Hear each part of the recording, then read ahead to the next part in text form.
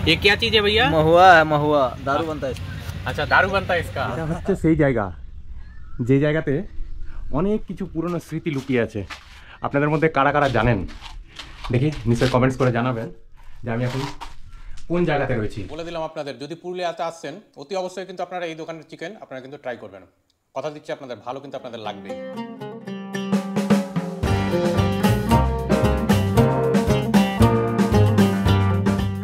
ঘড়িতে এখন 9টা বাজে আর 18ই এপ্রিল। ইয়োর লোকেশন মালদা থেকে জয়চণ্ডী পাহাড়ের যুব আবাসের ডিস্টেন্স যদি বলা যায় এখান থেকে 275 কিলোমিটার আর 7 ঘন্টা টাইম লাগবে দেখাচ্ছে বাইক নিয়ে। চলুন স্টার্ট করা যাক। স্টার্ট করতে গেলে টাইম দেখাচ্ছে যে 4টার সময় পৌঁছবে 275 কিলোমিটার রাস্তা অতিক্রম করে। দাঁড়িয়ে রয়েছি মালদারি একটা পেট্রোল পাম্পে, এখন অব্দি বেরোতে পারেনি, ঝিরঝির ঝিরঝির করে বৃষ্টি পড়ছে বলে। দেখুন গাড়িও রীতিমতো কিন্তু ভিজে গেছে প্রায়। তো চলুন আজকে এখান থেকে স্টার্ট করলাম এই জার্নি। এখন 12টা বেজে 13 মিনিট। মালদা থেকে রওনা দেওয়ার পর প্রায় 75 কিলোমিটার পথ অতিক্রম করে আমি এই মুহূর্তে পাকুড় জেলাকে ছাড়িয়ে নিয়ে এসে কোনো একটা জায়গাতে এসে দাঁড়িয়েছি। দেখুন এখানে গাড়ি দাঁড়িয়ে রয়েছে। আর এইখানে দাঁড়ানোর শুধুমাত্র একটাই কারণ, বাইরে প্রচুর পরিমাণে কিন্তু বৃষ্টি হচ্ছে। যতবার মনে করছি যে বেরোবো ততবার থেমে যেতে হচ্ছে, কারণ বৃষ্টির কারণে এগোতেই পারছি না। আর এখান থেকে জয়চণ্ডী পাহাড় এখনও কিন্তু প্রায় 200 কিলোমিটার পথ। মালদা থেকে রওনা দেওয়ার পর 125 কিলোমিটার মতো এখন অব্দি এসেছি। আসার পর একটা জায়গাতে দাঁড়িয়েছি, দেখুন এটা কি জিনিস আমি তো জানি না। ये क्या चीज है भैया? महुआ है, महुआ दारू बनता है। আচ্ছা, দারু বানতা ইসকা। তো আসতে গেলে আপনারা এই রাস্তাতে এরকম মহুয়াও কিন্তু আপনারা কিন্তু দেখে নিতে পারেন।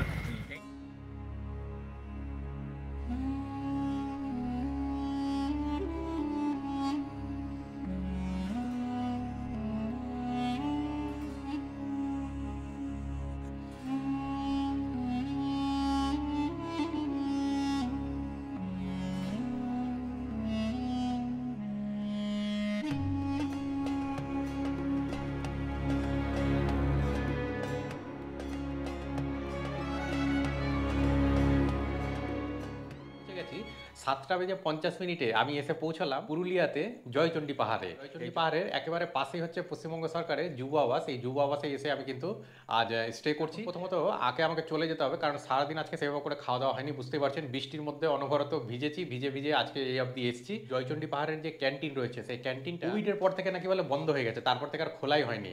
তো আমাকে তো এখন তো খেতে হবে, এবার এর আশেপাশে কিন্তু কোনো দোকানও নেই। তো আসতে গেলে আপনাদেরও তো খেতে হবে। তো চলুন আপনাদেরও আজকে একটা নতুন একটা সন্ধান দিব যে এখানে কোথায় এখানে ভালো হোটেল পাওয়া যায়, কিংবা এখানে বা দীঘা তারাপীঠের মতো এখানেও কোনো জায়গাতে চিকেন কিনে বানিয়ে নেওয়া যায় কিনা, রুটি কিনে খাওয়া যায় কিনা সেটাও দেখবো। যদি পাই ইনফরমেশন সেটা অবশ্যই আপনার সঙ্গে কিন্তু শেয়ার করবো। জাস্ট এই মুহূর্তে এখন পৌঁছেছি, ফ্রেশও কিন্তু হয়নি, প্রথমত আগে চলে যাচ্ছি যুব আবাসে। জাস্ট চেক ইনটা করেছি, চেক ইনটা করে নিয়ে প্রথমত এদের কাছ থেকে জানতে পারলাম যে এই হোস্টেলে এখন ক্যান্টিন নেই, খাওয়া দাওয়া আপনাদেরকে বাইরেই করতে হবে। যার জন্য যথারীতি আমি এখন এই অবস্থাতে আগে বেরিয়ে পড়ছি আগে খাওয়ারের সন্ধানে। তো খাওয়ার আগে দেখি কোথায় কি পাওয়া যাচ্ছে না পাওয়া যাচ্ছে, সেটা তো অবশ্যই আপনাদেরকে দেখাবো। এরপরে আপনাদেরকে দেখাবো যে এই জয়চণ্ডী পাহাড় যুব আবাস থেকে আপনারা কোন কোন টুরিস্ট স্পটকে আপনারা ঘুরে দেখে নিতে পারবেন। একটা দোকানে দেখুন এরকম কিন্তু চিকেন পাওয়া যাচ্ছে, মানে গোটা ব্রয়লার আপনারা এখানে পেয়ে যাবেন। রেট কি আছে আপনাদের ভেতরে গিয়ে দেখাবো। দেখুন এখানে কি দোকান সমস্তটা এখানে লেখা রয়েছে, আর ভেতরে দাদা রান্না করছে, কি তার রেট সমস্তটা জিজ্ঞেস করবো। চিকেন ব্যাপারটা হচ্ছে আপনার যদি কাটা প্রয়োজন থাকে তো কাটা পাবেন, আপনার যদি গোটা দরকার আপনি গোটা পাবেন, রান্না দরকার থাকলে রান্না পাবেন, মানে যেটা প্রয়োজন। আপনার চিকেন কত করে? চিকেন এখন কাটা যাচ্ছে 220 টাকা, আর রান্নার জন্য লাগে 100 টাকা।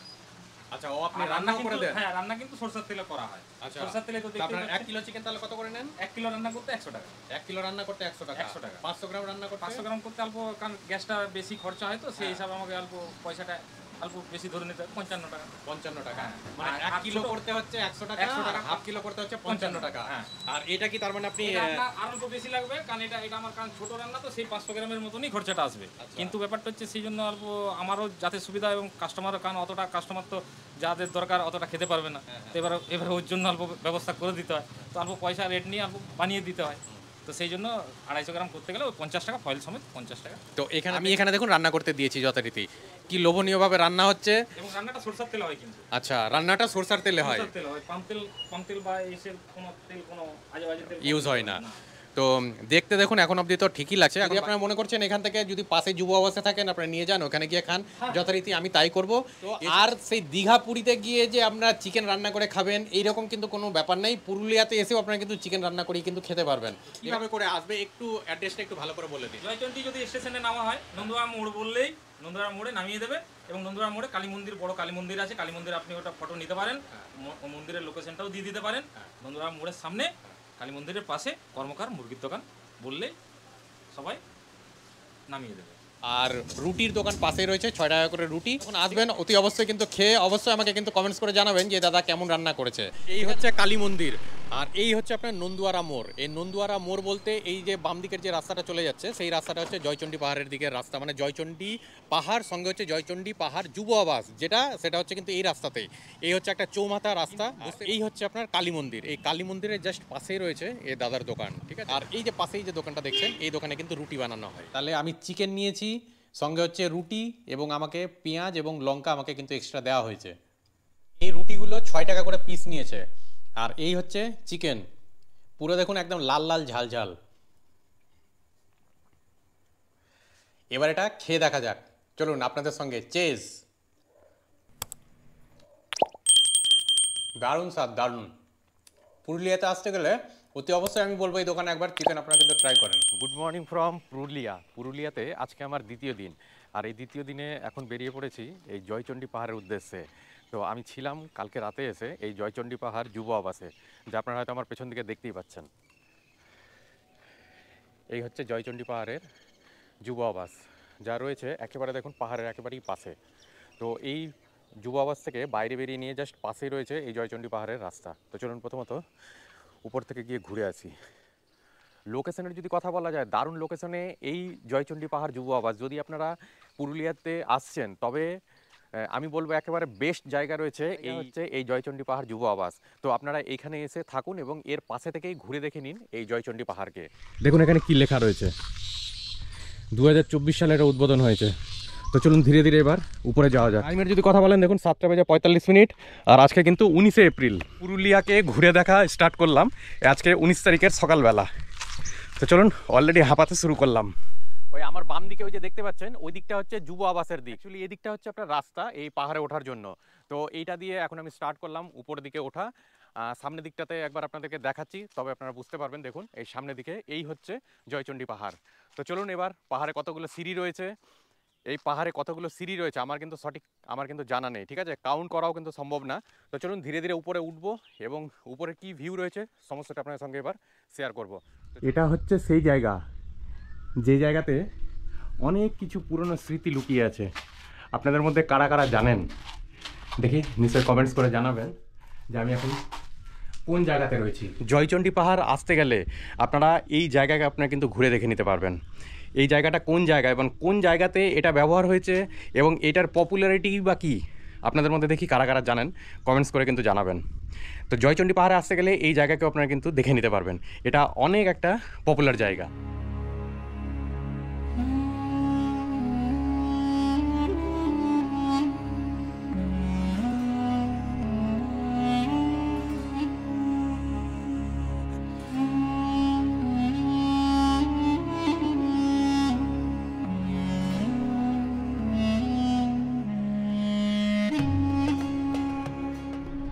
এই যে নিচে দেখা যাচ্ছে পশ্চিমবঙ্গ সরকারের যুব আবাস, আর আমি দেখুন এই মুহূর্তে আছি এই জয়চন্ডী পাহাড়ের একেবারে উপরে।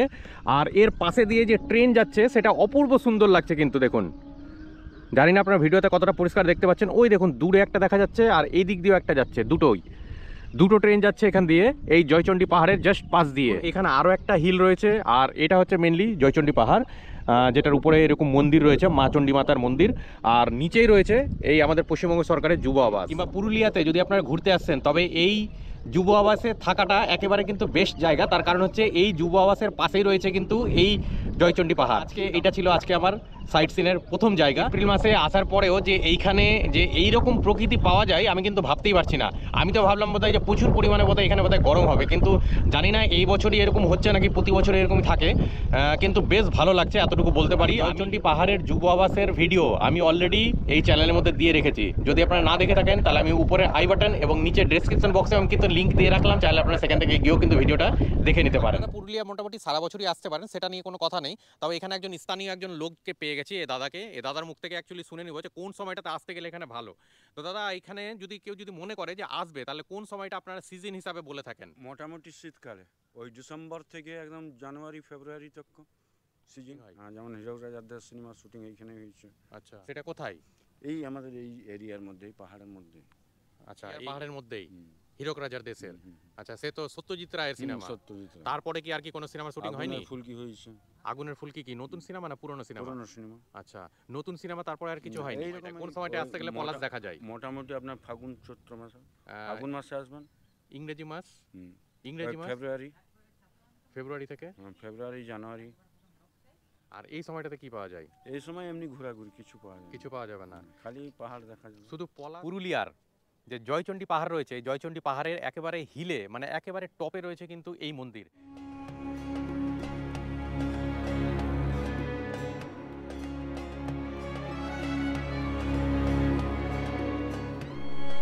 ঘড়িতে এখন 9টা বেজে 14 মিনিট।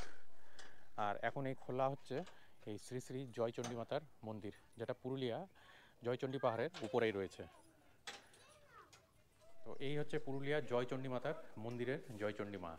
আর উপর থেকে কিছুটা এইরকম ধরনের কিন্তু ভিউ পাওয়া যায়, দেখুন।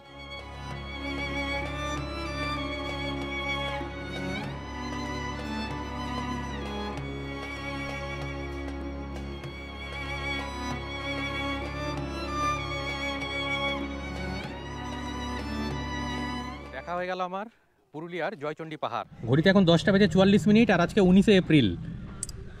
আমি এই মুহূর্তে রওনা দিচ্ছি গড় পঞ্চকোট। ইওর লোকেশন থেকে গড় পঞ্চকোটের ডিস্টেন্স হচ্ছে 19 কিলোমিটার, আর যেতে সময় লাগবে 39 মিনিট বাইকে করে। তো চলুন স্টার্ট করা যাক।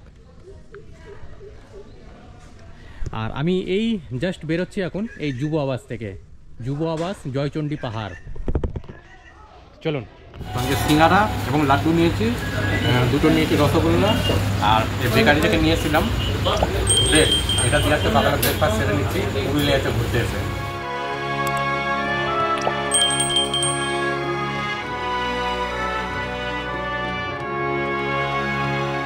গড় পঞ্চকোটের কিছু কাহিনী। পৌঁছে গেছি আমি এই মুহূর্তে আমার দ্বিতীয় স্পটে। এই হচ্ছে গড় পঞ্চকোট মন্দির। দেখতেই পাচ্ছেন, পুরুলিয়াতে যারাই ঘুরতে আসেন না কেন প্রত্যেকেই কিন্তু এই মন্দিরকে দর্শন করে যান। বহু পুরনো এই মন্দির।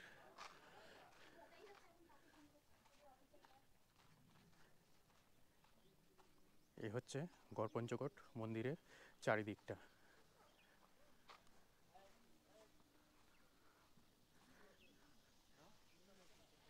এই মন্দিরটা পেছন থেকেও কিছুটা এইরকম ধরনের দেখতে হয়।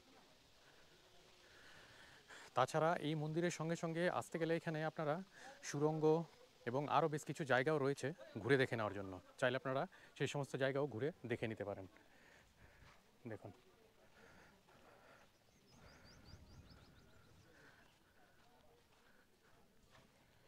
ভেতরে রয়েছে রাধাকৃষ্ণ। চাইলে আপনারা এই দিক দিয়েও বেরিয়ে যেতে পারেন।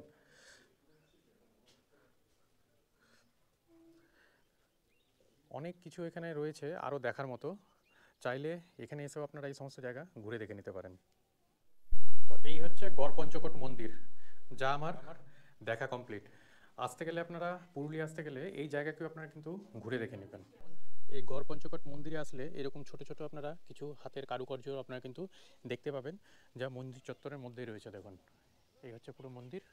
মন্দিরের চারিদিক মিলিয়ে এইরকমভাবে কিছু কাজকর্ম কিন্তু করা রয়েছে মন্দিরের পুরো ওয়াল জুড়ে।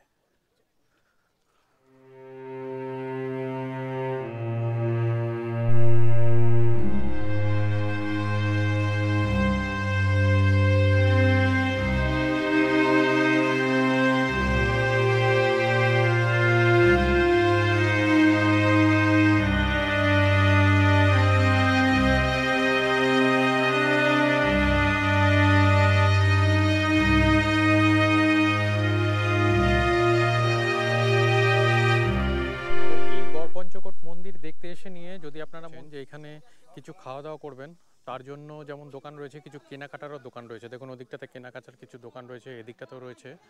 আর এখানে রাজ হোটেল বলে হোটেলও লেখা রয়েছে, যেখানে আপনারা কোনো কিছু কিনেও খেতে পারবেন। জাস্ট মন্দিরের একেবারে পাশে রয়েছে।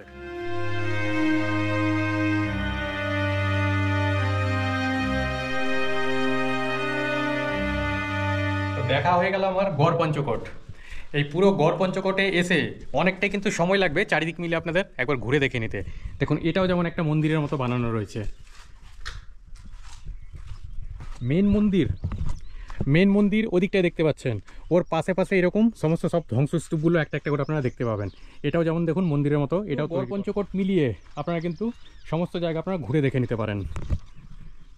তো চলুন, দেখা হয়ে গেল। তাছাড়া একটা ওয়াচ টাওয়ারও রয়েছে, যে আপনাদের বললাম ওই দিকটাতে। এই যে গড় পঞ্চকোট মন্দির যে দেখছেন, ওর পাশে আসতে গেলে এইখানে আপনারা কিন্তু সুড়ঙ্গ কিন্তু দেখে নিতে পারবেন। দেখুন এ হচ্ছে ভেতরে সুড়ঙ্গ। আমার যথারীতি ভয় লাগছে, যেহেতু ভয় লাগছে ওই জন্য ভেতরে আর যাবো না, কারণ এখানে সেরকম লোকজন নেই। তো আসলে আপনারা এই সুড়ঙ্গ আপনারা কিন্তু দেখে নিতে পারেন। এই দেখুন। আর এই গড় পঞ্চকোট থেকে পাঞ্চেত ড্যামের ডিস্টেন্স হচ্ছে 15 কিলোমিটার, যা আপনারা দেখতে পাচ্ছেন। সময় লাগবে 28 মিনিট। আর ঘড়িতে এখন টাইম হয়েছে 12টা বেজে 32 মিনিট। দেখুন 12টা বেজে 32 মিনিট। তো চলুন স্টার্ট করা যাক। এরপরে রওনা দিয়ে এখন সরাসরি চলে যাচ্ছি পাঞ্চেত ড্যামে। এবার চলুন যাওয়া যাক পাঞ্চেত ড্যামে কী আছে সেটাও আপনাদেরকে দেখাচ্ছি। এটা ছিল আজকের আমার দ্বিতীয় স্পট। চলে এসেছি আমি এই মুহূর্তে আমাদের তৃতীয় স্পটে, পাঞ্চেত ড্যাম, যা আপনারা দেখতে পাচ্ছেন। এই মুহূর্তে আমি পাঞ্চেত ড্যামের উপর দিয়ে যাচ্ছি, আর এক অন্যরকম অনুভূতি কাজও করছে, যা আপনাদেরকে আলাদা করে কিছু বোঝানোর নেই। বাইক কিংবা আপনারা যদি 4 চাকা নিয়ে আসছেন, তবে এতটাই ভালো লাগবে এখানকার ভিউ। এই হচ্ছে কিছুটা পাঞ্চেত ড্যামের নিচের ভিউ। আমি এই মুহূর্তে দাঁড়িয়ে রয়েছি পাঞ্চেত ড্যামের উপরে, আর চারিদিক মিলিয়ে দেখুন কিছুটা এইরকম ধরনের ভিউ পাওয়া যায়। এত সুন্দর এখানকার দৃশ্য, মানে বলার কথা না। মানে পুরুলিয়াতেও যে এইরকম জায়গা রয়েছে আমার কিন্তু কোনো ধারণাই ছিল না। পাঞ্চেত ড্যাম আমার দেখা হয়ে গেল। এখান থেকে আবার আমি লোকেশন দিলাম বরন্তী সানরাইজ পয়েন্ট। আর ওই অবধি যেতে, সানরাইজ পয়েন্ট অবধি যাওয়ার জন্য এখানে কিলোমিটার দেখাচ্ছে 19 কিলোমিটার, আর 38 মিনিট মতো সময় লাগবে বাইকে করে। 1:53-তে গিয়ে সম্ভবত পৌঁছবো। চলুন স্টার্ট করা যাক।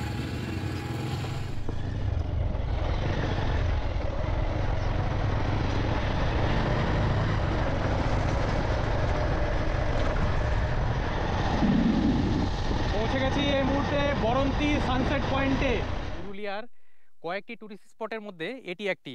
আমি এখন বর্তমানে দাঁড়িয়ে রয়েছি বরন্তী সানসেট পয়েন্টে। ঘড়িতে এখন 2টা বেজে 34 মিনিট।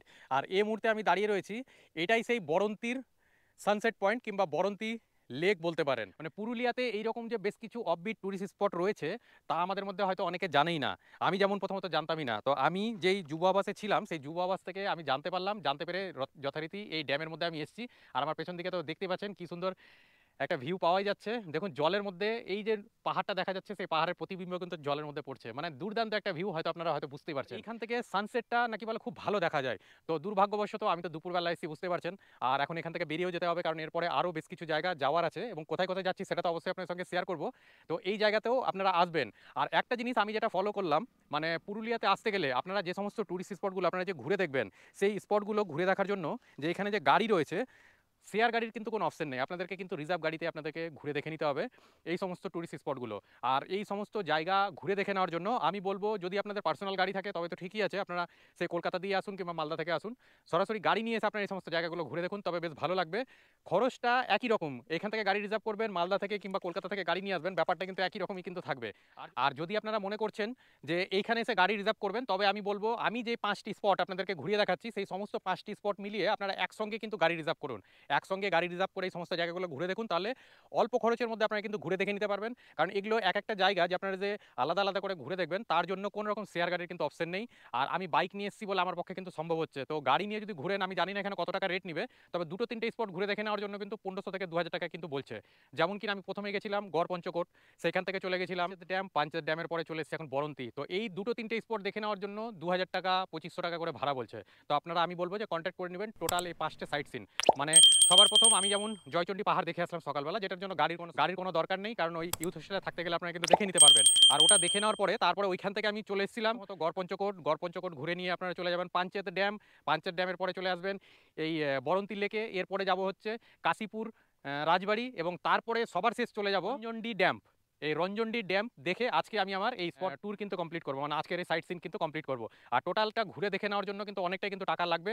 তো যার জন্য আমি বলবো এই প্রতিটা স্পট দেখে নেওয়ার জন্য আপনারা গাড়ি আগেই রিজার্ভ করে নিন, এবং এক একটা স্পট মোটামুটি ধরে নেন একটা থেকে আরেকটা প্রায় ওই 18 কিলোমিটার, 19 কিলোমিটার, 20 কিলোমিটারের মধ্যে ডিস্টেন্স রয়েছে, তো খুব একটা বেশি না। তো আপনারা একদিনে কিন্তু সমস্তটা আপনারা কিন্তু ঘুরে দেখে নিতে পারবেন। তো আমি বলবো আসছেন যখন আপনারা একদিনেই গাড়ি রিজার্ভ করে টোটালটা আপনারা একদিনে ঘুরে দেখে নিন। তবে এই সময়টাতে আমি ওয়েদার ভালো পেয়েছি, মানে যে আপনারা ভালো পাবেন এইরকম ব্যাপার নাও হতে পারে, আবার হতেও পারে।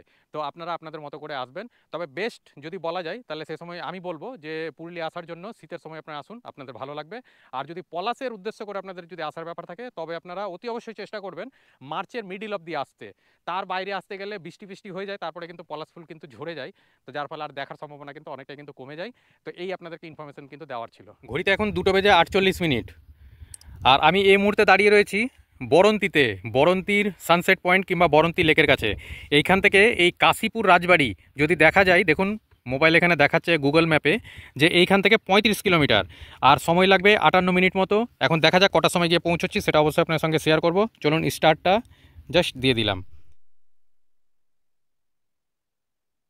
হচ্ছে পুরুলিয়ার আরও এক অন্যতম ট্যুরিস্ট স্পট, যেটি কিনা কাশীপুর রাজবাড়ি। এই কাশীপুর রাজবাড়ির গেট বর্তমানে বন্ধ রয়েছে পুরো দুর্গাপুজো অবধি। দুর্গাপুজোর 4 দিন শুধুমাত্র এই রাজবাড়ির গেট খোলা থাকে। যদি আপনারা দুর্গাপুজোর সময় আসছেন, তবে সপ্তমী থেকে দশমী অবধি এই রাজবাড়ির গেট আপনারা খোলা পাবেন, এবং ভেতরটা আপনারা ঘুরে দেখে নিতে পারবেন যত দূর অবধি দুর্গাপুজো হয়। তো এই হচ্ছে কাশীপুর রাজবাড়ির মেন গেট, যে গেট একমাত্র দুর্গাপুজোর 4 দিন শুধুমাত্র খোলা থাকে, সপ্তমী, অষ্টমী, নবমী এবং দশমী। তো যদি আপনারা মনে করছেন এই কাশীপুর রাজবাড়িতে আসছেন, তবে আপনারা দুর্গাপুজোর সময় যদি আপনারা আসেন, তবেই কিন্তু এই রাজবাড়িকে আপনারা ঘুরে দেখে নিতে পারবেন। আমার যথারীতি অজান্তে আমি এসেছিলাম, যার জন্য আমি ঘুরতে পারলাম না। যদি আপনারা দুর্গাপুজোর সময় আপনারা আসছেন মনে করছেন, তবে অতি অবশ্যই আপনারা এই রাজবাড়িকে কিন্তু ঘুরে দেখে নিতে পারেন। এটা আপনাদেরকে বললাম, সেই সময় কিন্তু পারমিশনের কোনো ব্যাপার থাকে না।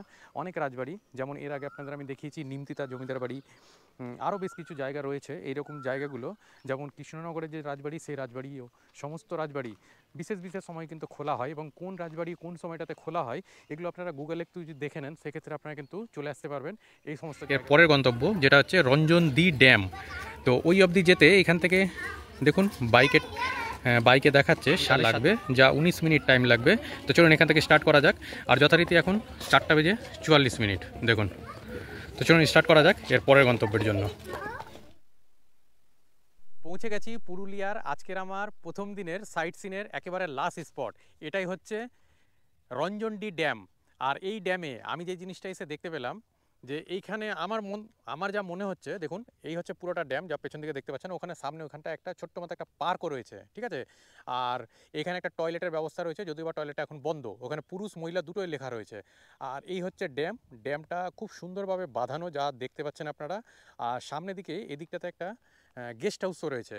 আর এখান থেকে দেখুন এই সূর্যি মামা যে অস্ত যাচ্ছে, এতটা সুন্দর একটা যে ভিউ এখানে যে পাওয়া যাবে, আমি যে এখানে এসেছি, আমি না আসলে হয়তো এটা জানতেই পারতাম না, এতটা সুন্দর এখানে একটা ভিউ পাওয়া যায়। তো এই হচ্ছে রঞ্জনডি ড্যাম, খুব নিরিবিলির মধ্যে একটা জায়গা। চাইলে আপনারা এসে এই সমস্ত গেস্ট হাউসে আপনারা থেকে এই জায়গাটা আপনারা উপভোগ করতে পারবেন, যেটা পুরুলিয়ার একদম অন্যতম একটা জায়গা। নতুন একটা স্পটের আপনাদের সন্ধান দিলাম। এখানে যে গেস্ট হাউসটা আপনাদের দেখালাম, এই যে দেখতে পাচ্ছেন আমার পেছন থেকে গেস্ট হাউস, তার কিছু স্টাফদেরকে এখানে পেয়ে গেছি। এনাদেরকে মুখ থেকে জানতে পারলাম যে এখানে নাকি যে বোট রাইডগুলো হয়, তো বোট রাইড তো এখন বর্তমানে বন্ধ রয়েছে, তবে এখানে কিন্তু নৌকা দিয়ে এখন ঘোরানো হয়। তো দাদা এই নৌকার এই চার্জ কত টাকা? পার হেড 40 টাকা করে। 40 টাকা করে। আর কতক্ষণ মতো ঘোরানো হয়? এক রাউন্ড মোটামুটি আপনার 10 থেকে 15 মিনিটের মধ্যে। ওই দ্বীপটা দেখছেন, দ্বীপটা পর্যন্ত নিয়ে যাওয়া হয় মাঝখানে। আচ্ছা, ওই দ্বীপটা নিয়ে যাওয়া হয়, দ্বীপ থেকে নিয়ে আসা হয়, আপ অ্যান্ড ডাউন। আচ্ছা, কত টাকা করে বললেন এটা? পার হেড 40 টাকা করে। পার হেড 40 টাকা। তো এবার দেখা গেল আমরা একজন এসেছি কিংবা দুইজন এসেছি, সেই ক্ষেত্রে কি হবে? সেক্ষেত্রে দুজনের জন্য 40 টাকা করে পড়বে। আচ্ছা, কিন্তু ঘোরানো হয়, মানে একজন দুইজনকেও ঘোরানো হয়। তো এটার জন্য কার সঙ্গে যোগাযোগ করতে হয়? এখানে টিকিট সিস্টেম আছে, টিকিট কেটে নিয়ে যাবেন। মানে সেটা আপনাদের এখান থেকে? তো একটু আপনাদের ফোন নম্বরটা যদি বলে দেন। 7679651595, আরেকটা নাম্বার আছে 6294195408। নামটা বলে দেন। আমান দীক্ষিত। তো আপনারা যদি মনে করছেন যে এখানে এসে এই নৌকার রাইড করবেন, তো এই নৌকা রাইড কিন্তু আপনারা কিন্তু করতে পারেন। এই গেস্ট হাউসে আপনারা থাকেন না থাকেন সেটা বড় কথা না, আপনারা কিন্তু ঘুরে দেখে নিতে পারবেন, ঠিক আছে। তো আর এখান থেকে সুন্দর একটা কিন্তু সানসেটের কিন্তু ব্যবস্থা রয়েছে, মানে সানসেট দেখার। দেখুন সূর্যি মামা এত সুন্দরভাবে এখানে অস্ত যাচ্ছে মানে বলার কথা না। আর চারি সাইড মিলিয়ে দেখুন বসার সুন্দর কিন্তু জায়গাও কিন্তু রয়েছে। তো চাইলে আপনারা এই গেস্ট হাউসে এসে আপনারা থাকতেও পারেন যথারীতি। এখানে এখন তো যা দেখলাম, এখানে একসময় বোধহয় বোটিংটা হতো, তবে বোটিংগুলো এখন কিন্তু বন্ধ রয়েছে কিংবা খারাপ হয়ে গেছে বলে বন্ধ রয়েছে। এ দেখুন দেখাচ্ছি। তো পুরুলিয়ার প্রথম দিনের সাইট সিন কমপ্লিট করে নিয়ে এরপরে আমি এখন বেরিয়ে পড়ছি অযোধ্যা পাহাড় যুব আবাসের উদ্দেশ্যে। তো চলুন, মাঝপথে আর কোনো কিছু দেখানোর নেই, সরাসরি চলে যাব হচ্ছে সেই অযোধ্যা পাহাড় যুব আবাস। ঘড়িতে এখন 5:34। অযোধ্যা পাহাড় যুব আবাস এখান থেকে যেতে সময় লাগবে হচ্ছে 2 ঘন্টা 12 মিনিট, আর টোটাল হচ্ছে 83 কিলোমিটার্স। 7:46 পৌঁছবো এটা দেখাচ্ছে। দাঁড়িয়ে রয়েছে এই মুহূর্তে এই রঞ্জনটি ড্যামে। এখন দেখা যাক কতক্ষণ লাগে। চলুন স্টার্ট করা যাক। এই ভিডিওটা এই পর্যন্তই। ভিডিওটা আপনাদের কেমন লাগলো? যদি ভিডিওটা আপনাদের ভালো লেগে থাকে তাহলে ভিডিওটিতে অবশ্যই একটি লাইক করবেন, কমেন্ট করবেন এবং বন্ধুদের মধ্যে অনেক অনেক শেয়ার করে বন্ধুদের দেখার সুযোগ করে দিবেন। যদি আপনারা চ্যানেলে নতুন হয়ে থাকেন তাহলে চ্যানেলটিকে অবশ্যই সাবস্ক্রাইব করে বেল নোটিফিকেশনটিকে অল করে রাখবেন পরবর্তী ভিডিওর নোটিফিকেশন সবার আগে পাওয়ার জন্য। পুরো ভিডিওটি দেখার জন্য আপনাদেরকে অসংখ্য ধন্যবাদ।